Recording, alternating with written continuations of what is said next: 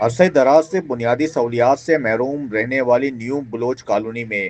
بالآخر ترقی اور خوشحالی کے سفر کا باقاعدہ آغاز ہو چکا ہے۔ وہ علاقہ جہاں معمولی بارش میں سمندر کا منظر پیش آتا تھا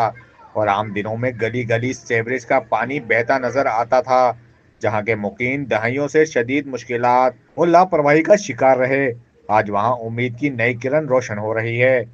صوبائی وزیر زراعت و کوآپریٹو میر علی حسن زیری نے عام انتخابات کے دوران عوام سے جو وعدہ کیا تھا کہ اب حق کا مقدر ترقی اور خوشحالی ہے، وہ وعدہ عملی صورت اختیار کرتا دکھائی دے رہا ہے۔ نیو بلوچ کالونی جیسے طویل عرصے سے نظر انداز شدہ علاقے کو ترقیاتی منصوبے میں شامل کرنا اس بات کا واضح ثبوت ہے کہ میر علی حسن زیری محض دعوے نہیں بلکہ عملی خدمت پر یقین رکھتے ہیں۔ دوست ہیں، ایسے بندے ہر وقت آنے چاہیے کہ ان کے ساتھ ہم چلیں گے انشاءاللہ۔ سر ہم نے نہیں سوچا تھا کیونکہ پہلے ہم لوگوں نے کھڈا لگایا تھا 50,000 میں 30,000 میں خرچہ ہو گیا، جب یہ آ گیا ہے ایک دوسرا